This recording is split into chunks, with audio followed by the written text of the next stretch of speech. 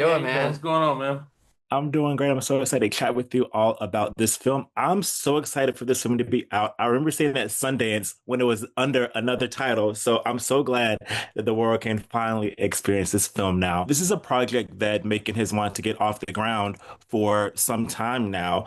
And it's had, different iterations of development. So I want to know, as a director, what was something that he gave you in during this process of making this film that allowed you to take a lot of big swings in this movie without losing the character's humanity? Because there's a lot of big swings that are taken in a lot of these performances in this movie. So how do you think he allowed you to take those big swings but still have the humanity with all these characters? Well, with Macon, he always wants you to know that he's not telling you how to do it. He'll give you.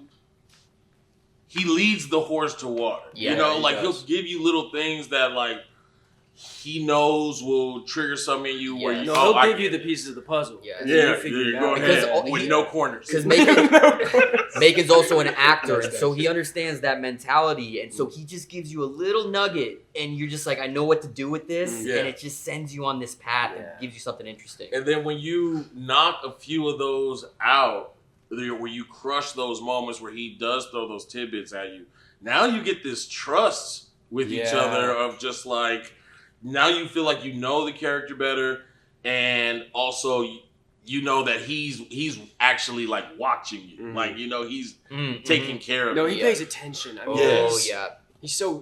he makes you feel so safe, and it makes the scene so. It could be the weirdest. I had a pretty crazy scene with Kieran in this film, and I have crazy scenes with everybody. Yeah. But it's a wild scene, and I've never felt safer.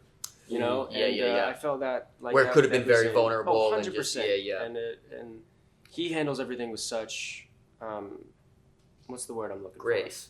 for? Yeah, there we go. Yeah. Nice. Yeah. Well Graceful, man. done. Well done, Franco. I've been such a big fan of Macon for so long. He's the lead actor in this movie called Blue Ruin, which I rewatch every year. This is the movie I recommend to more people than any other movie. Yep. It's like a perfect little thriller. But then his first film that he wrote and directed is called I Don't Feel at Home in This World Anymore. And when I saw that movie, I was like, I need to work with that guy. And that was nearly 10 years ago. And I actually reached out to him at that time. And he had the script for Idiots at that time called Shitheads. And so he sent me that script, and I loved it, but I was too young. I felt age-wise, I was in between. I was too old to play your role, but I was too young to play the role I ultimately played. So anyway, nearly 10 years passed, and I reached out to Macon, and I was like, whatever happened with that script? And he's like, oh, it almost went, it fell apart. And I was like, hey man, no pressure, but I'm here. If I can help in any way, let's go. And he was like, let's do it. And so anyway, this is a long way of me saying I just love his style. And so I just trust him. He has good taste. And he has weird taste too, where it's I love it. He's got a dark humor. Yeah. He loves violence. He loves this movie. This movie has more layers than you might expect from a movie called Idiots. Yeah. I mean, a lot of what you all are saying kind of goes to what I was going to mention about how the film kind of goes in a lot of different places and mixes in a lot of different genres. On its face, this is a road trip comedy, but then other parts of this movie are incredibly dark. And then also parts of this movie are incredibly heartwarming at the same time.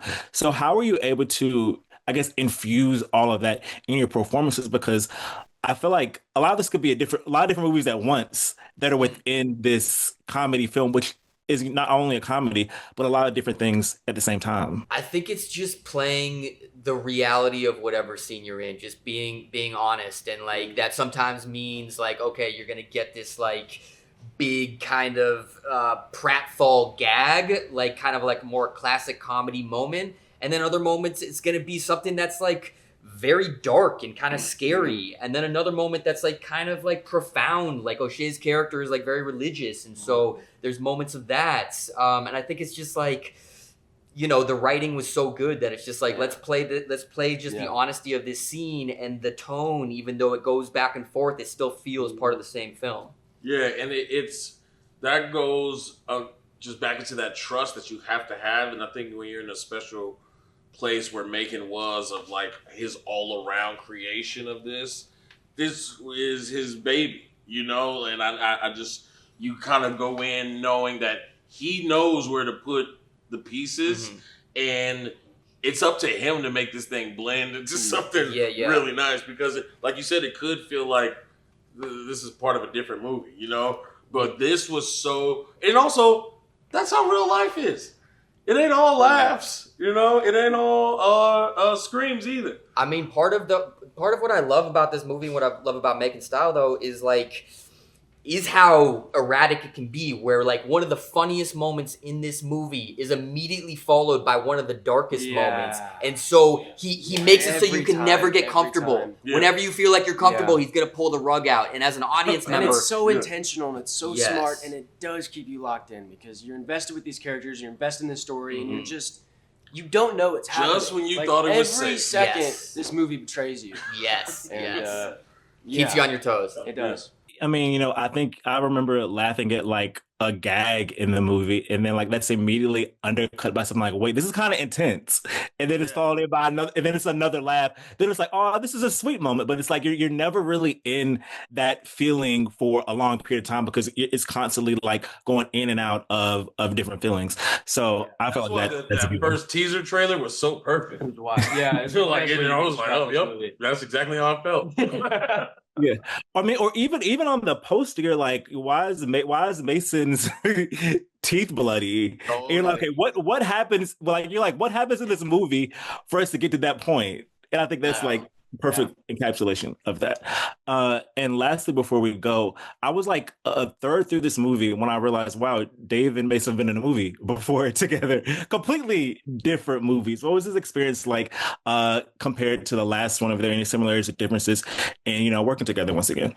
I mean, the first time Dave's always been so nice. And getting to work with them on Regretting You was so fun. But getting to work on Idiots is when we really got to know each other.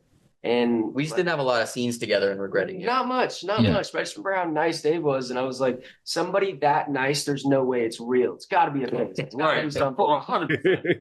You know, with Dave on 2 straight movies and just hanging out with him in real life. This dude's, he's a genuine human being. And he's so fantastic, and he brings that energy to set. And 100%. I just love Dave. Yeah, just 100. He's for sure a robot. Skinwalker, like you know.